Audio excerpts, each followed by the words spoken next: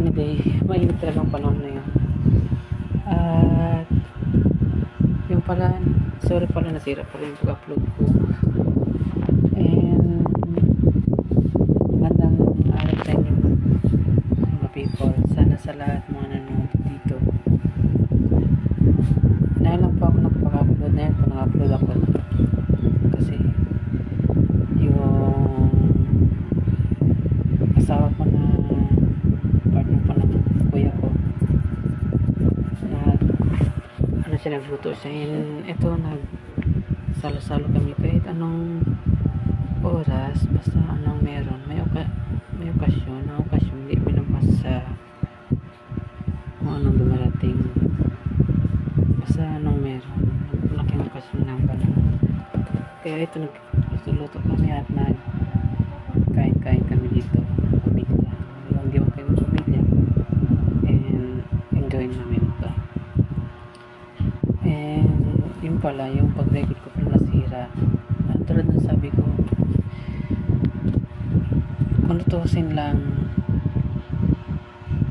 yung pag-upload ko ito, sana na-approvean ni YouTube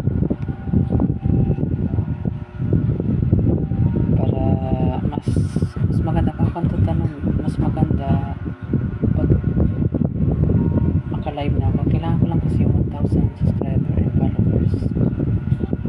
Kaso lang, pag naman kasi sa recorder, okay naman pag-record ka ng content, pero sa record ng content, hindi na yun siya yung bago kasi record mo lang siya tapos in-upload, parang kang nag-upload sa album ay sa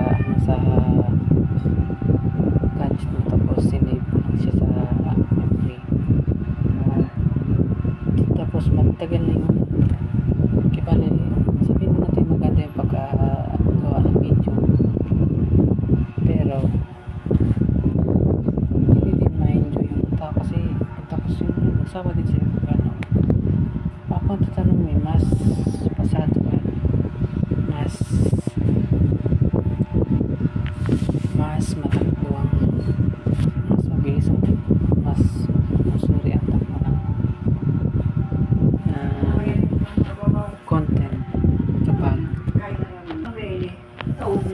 kapag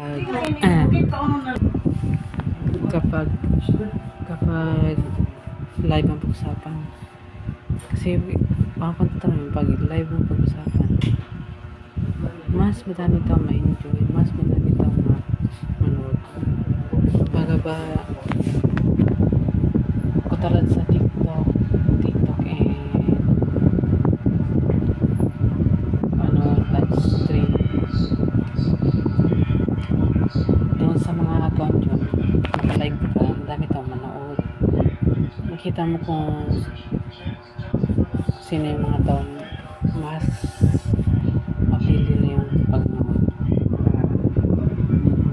para yung record lang tapos i-like lang nila, pero yun lang, hindi din nila. Pero iba talaga yung live stream. Pag live stream ka, madami manood sa'yo, tapos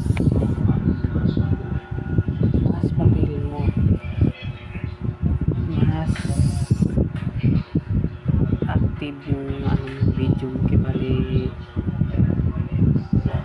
sabi mo talaga bago lang kasi tuloy-tuloy siya matakbo. And pagdating naman sa live stream, sanay ako live stream ko sa magtataon sa YouTube, maka-live lang ko. Tagal ko nang ginagawa pero hindi pa ako maka-live dahil kulang ako 1,000 subscriber and followers. Pero yung biro lang ako usapan si YouTube, kung halimbawa naisip niya pinig, laking bagay niya sa akin kasi kung ilan na niya ako sa subscriber sa YouTube, followers, lalo na pag madami sa akin in subscriber talaga importante.